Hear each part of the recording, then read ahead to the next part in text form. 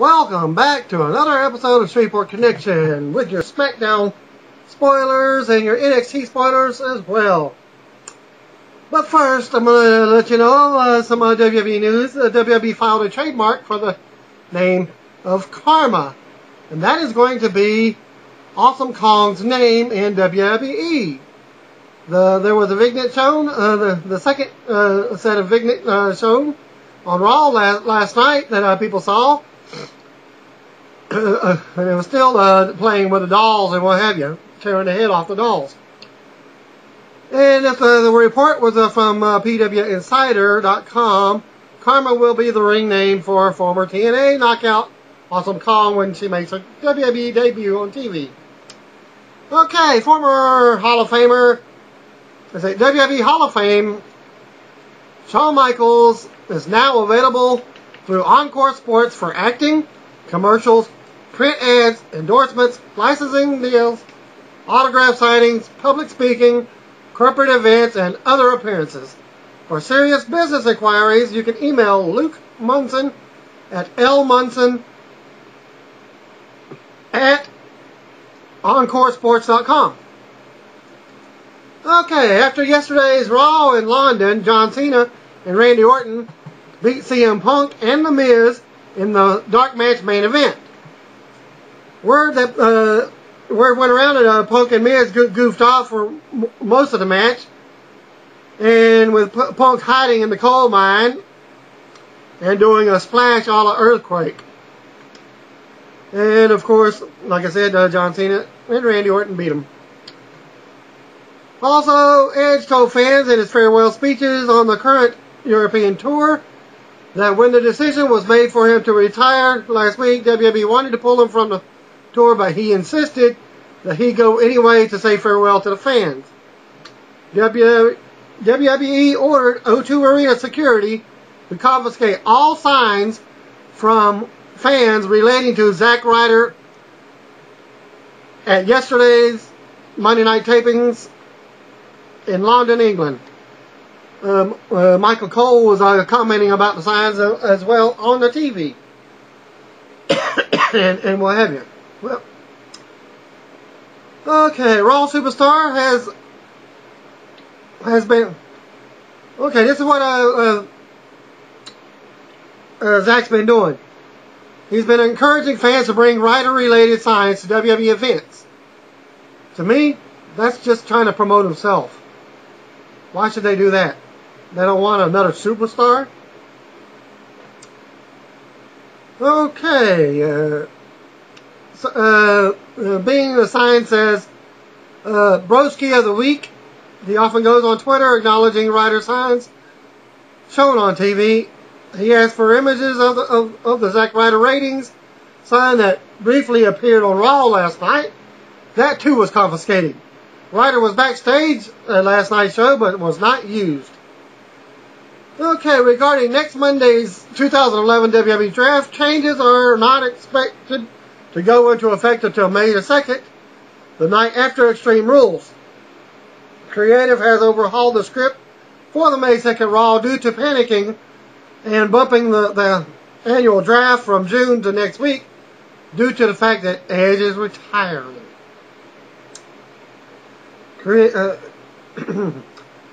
Developmental wrestler Maxine celebrates her 25th birthday today. Former NXT contestant currently reigns as the general manager of FCW.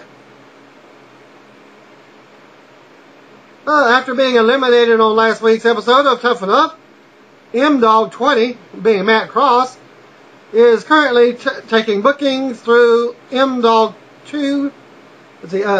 M-Dog20 BWF at AOL.com. Developmental wrestler Jackson Andrews from WWE has been removed from the roster page of the Florida Championship Wrestling website. This would indicate that he has been released from WWE. Andrews he appeared as the bodyguard of Tyson Kidd for a few weeks in December before being demoted back to developmental.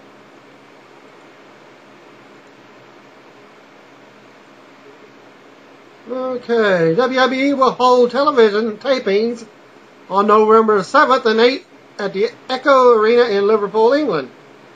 So they've been re-signed for some more TV tapings for their show, for Raw. As reported earlier, they'll hold their annual draft next week in Raleigh, North Carolina. Company sources are describing it as a panic move because it was originally scheduled to take place in June. Already said that. WWE superstar R-Truth posted the following on his Twitter account 3 hours before the start of Monday Night Raw. Being Mr. Nice Guy got me nowhere. I lost my chance to become WWE champion. Wait till they get a load of me. To copy a comment from the Joker from the Batman movie. After many fans sent him angry tweets for spoiling a major segment on Raw, the post was taken down within 15 minutes. Alright, here's a preview of your NXT and SmackDown for tonight and Friday night. The following was taped for WWE NXT. Gladiators Duel Challenge. Tyson Kidd and Lucky Cannon versus Yoshi Tatsu and Byron Saxton. Jacob Novak and JTG versus Vladimir Kozlov and Conor O'Brien. Hornswoggle versus Darren Young. And that was your NXT preview. Okay, now for your SmackDown preview. Following matches were taped for Thursday Superstars. As there are no results for any of the 3 matches that have been posted. JTG versus Tyler Rex, Maurice versus Natalia, Mark Henry versus Ted DiBiase. And for Friday's SmackDown, you got Cody Rhodes versus Rey Mysterio, Jack Swagger versus Trent Beretta, Big Show and Kane versus Justin Gabriel and Heath Slater. For the WWE Tag Team titles, Kofi Kingston versus Wade Barrett for the WWE Intercontinental title, Drew McIntyre versus Chris Masters, Edge's retirement party hosted by Alberto Del Rio. Edge will appear live. Okay. And here is tough enough results. A video ran down last week's show, and Matt Cross's elimination. Rima and Ryan came back to the house. Michael was shocked and said he had no idea what Austin was looking for an opening video aired. Bill DeMott ran into the room and screamed for everyone to get up. A graphic told us that it was 6:08 a.m. DeMott said that they were going on a run to find out who wasn't in shape, like they should have been. Luke said it. He was the favorite because he was the he was in the best physical and mental shape. Austin chased after Rima in a golf cart type vehicle and asked her if she wanted to quit. Michelle was struggling and Austin checked on her. Luke finished first at 19:06 because this was a mountain run. Eric was walking, as also said he wasn't impressed. Rima was the first woman to go across the finish line at 28 minutes and 2 seconds. She even managed to beat a couple of guys. Eric was the last at 42 minutes. Austin told him to meet him and DeMott in the ring. Contestants were shown getting ready for the day when Austin came in and ran the ropes. He took a bump and said he wanted to talk to them about technique. Everyone paired off and Michelle was doing terrible. She couldn't reverse a hammer lock and couldn't take a suplex. Trish talked to her and tried to lift her up. Michael took a suplex and DeMott sent him to the ring to work with Booker because he took it wrong, and DeMott said he didn't think Michael realized it. Big Show came into the room and was introduced.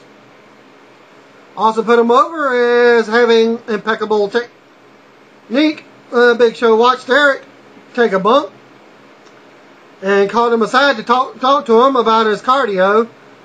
Also worked Luke over and said Luke was the top of the class right now.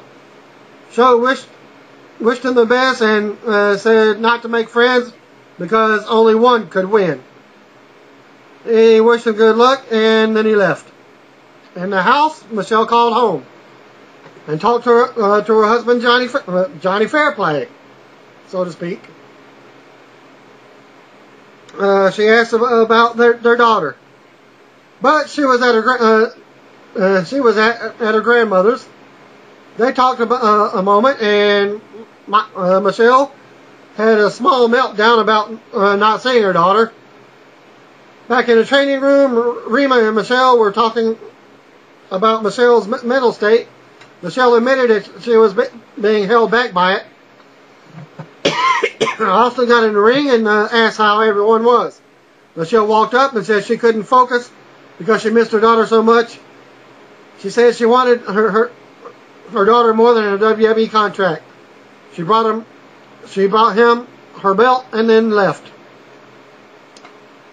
Before they left, they spoke about it. He was asking her, was she sure about it? And she said, yes, definitely. Because Austin was trying to describe it. He also has a daughter, and he said it was hard for him. But history keeps on going. Okay, now Austin told them to all go outside to work with Trish. But he wanted Michelle to stay behind, like I was just saying. He sure wanted to quit. Since she wanted to quit, they sat on the apron, talked about it. Also said after 15 years on the road, he was just not getting to know his two daughters. He said he respected her decision and gave her a rare hug. Michelle was taking control of her life, and this was exactly what she wanted and left. Everyone else was outside for their life lesson on technique.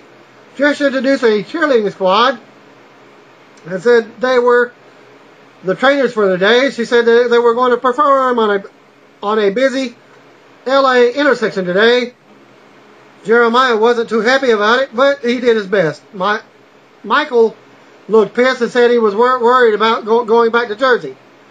Stacy Keebler walked up, as she is also a former cheerleader. And she walked up with Trish, and she said she was there to help. Contestants were in groups, and Rima was being tossed. She was scared, and Stacy called her over and showed her how to do it right. They basically got it by the end of the training. They cut to a performance, and the contestants came out in cheerleading outfits and did their routine. Jeremiah even did a backflip, but Rima fell right at the end. She recovered well, and none of the judges said anything. Contestants were all in the gym now, and Michael told DeMott he was embarrassed to be seen in that outfit. DeMott said he didn't even see him there. Rima asked him for more training afterwards, and DeMott agreed. Austin had DeMott and Booker run a series and told the contestants that they would have to do it there, but there would be cuts based on who screwed up until the top dog was determined. Michael and Rima were cut first. They added some more moves and started the second round. Well, to describe these moves, they're you might say move sets, where you do a hip, what do you call it, arm bar takedown into a reversal, and then did a suplex, a couple of suplexes, a power slam, and whatever you could do for that specified time. Okay. Luke got cut for coasting. Christina was cut for forgetting the moves. Ryan basically acted like Ric Flair, and he and Andy were cut. AJ, Jeremiah, and Ivelisse were cut next. That left Eric and Martin.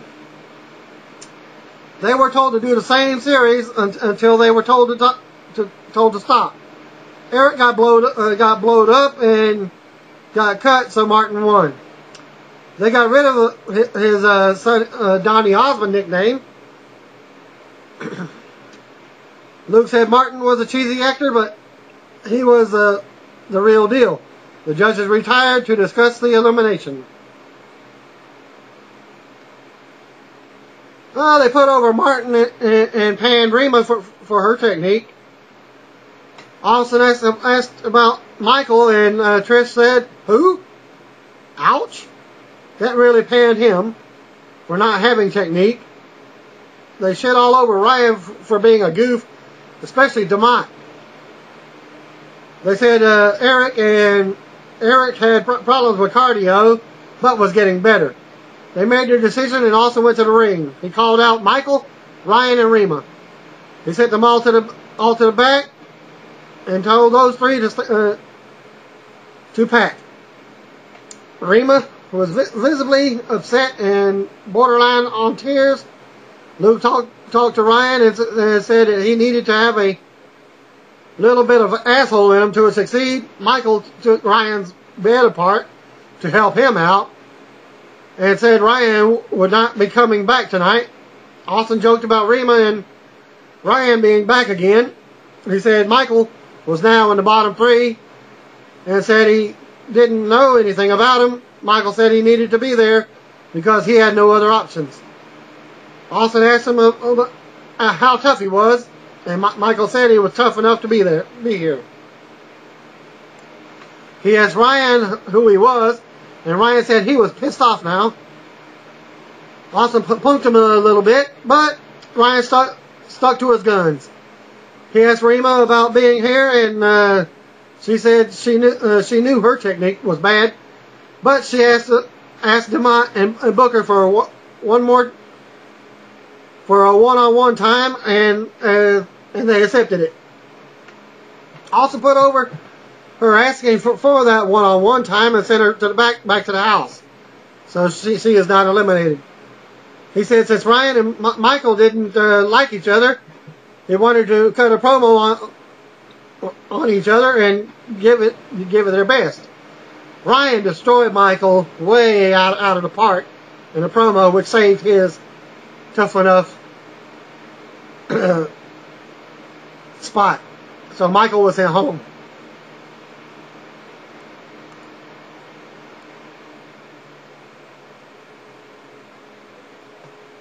Okay, and that was the end of Tough Enough for this week. So you had 2 eliminations, even though one of them wasn't eliminated because she eliminated herself.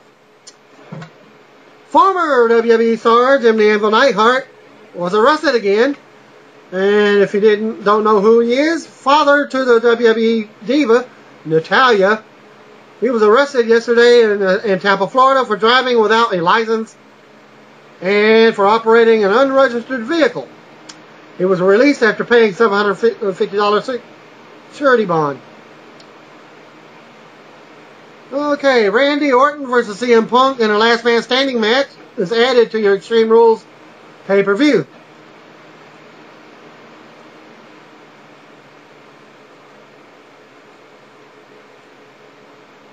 And finally,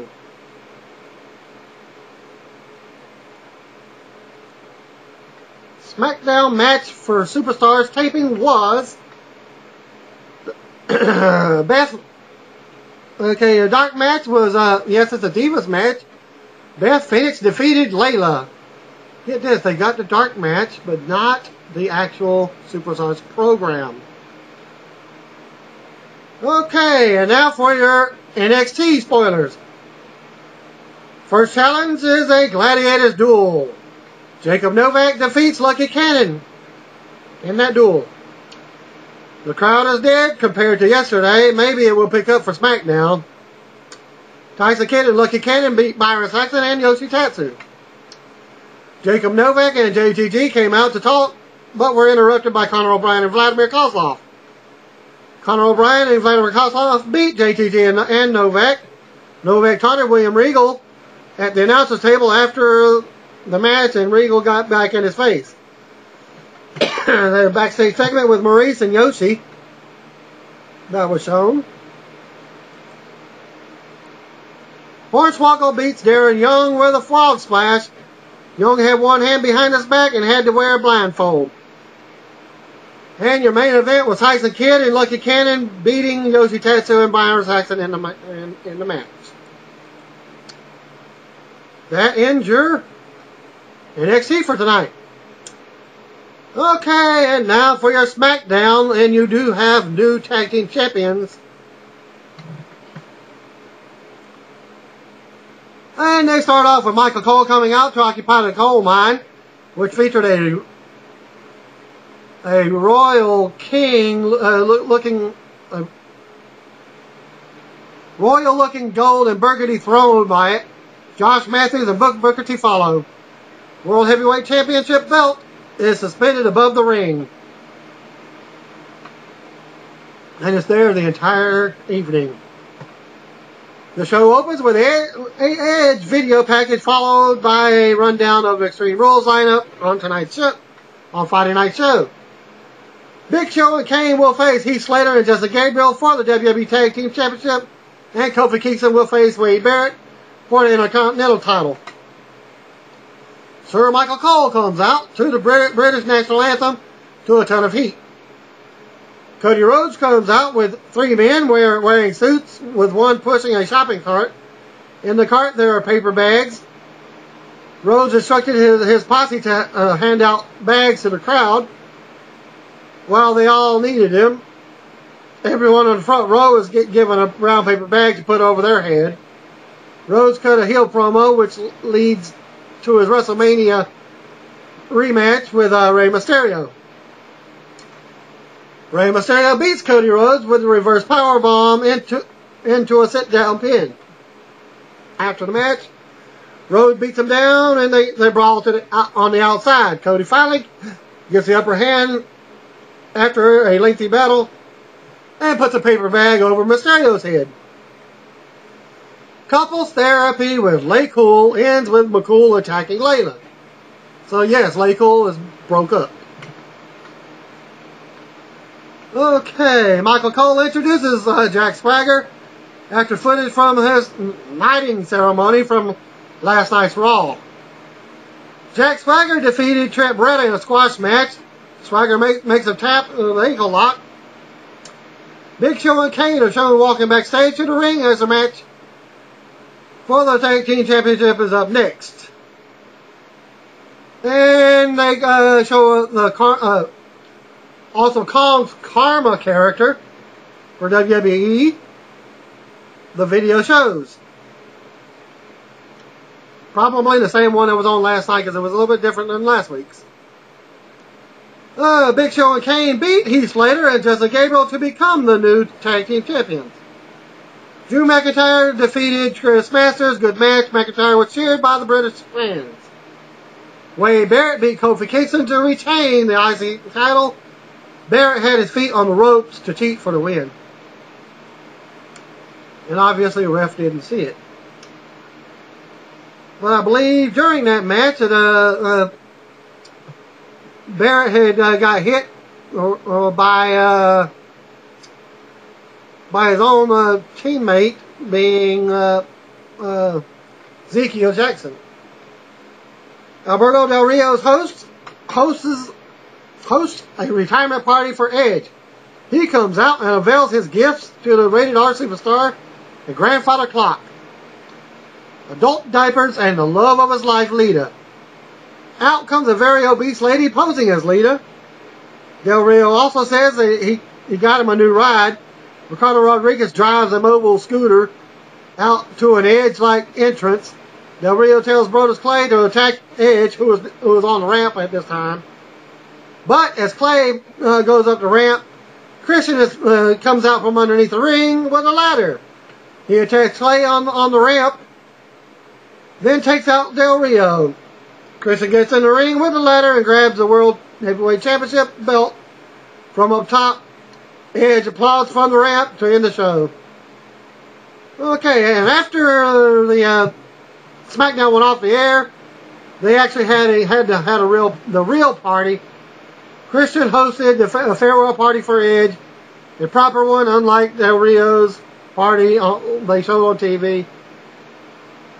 And I believe there was a tryout they had. Jack Jester of Insane Championship Wrestling fame from Glasgow, Scotland, was scheduled to receive a tryout with WWE at today's taping in London, as he was supposed to face Drew McIntyre, as Drew McIntyre also is from that same company, Insane Championship Wrestling. Okay, and also WWE Shop now has released a new farewell tour shirt for Edge. These are the same shirts he's been wearing on the current European tour. The shirt focuses on Edge's career's accomplishment. It says on the back, "Done it all, won it all, 1998 to 2011. And that will end my report for this week. As soon as I find the actual results for Superstars, I'll have to write it in. Well, thanks for viewing, and peace out. God bless you. You're number one, my eyes. Without you, I cannot succeed. Watch and spread the word.